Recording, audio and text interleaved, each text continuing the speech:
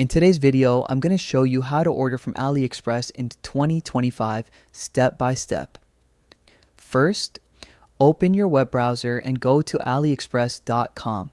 If you don't already have an account, click sign up in the top right corner and create one using your email or Google account. Once logged in, use the search bar at the top to find the product you want, for example, wireless earbuds or phone case. Next, browse through the results and choose a product with good reviews and ratings.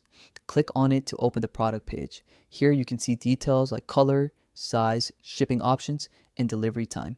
Make sure to check the seller rating and customer feedback before buying.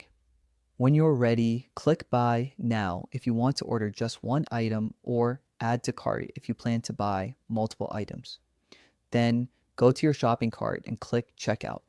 Now, fill in your shipping address, select a payment method such as debit/credit card, PayPal, or Alipay, and review your order details carefully. Once everything looks good, click Place Order. That's it. You've successfully ordered from AliExpress. You can track your shipment anytime by going to My Orders in your account.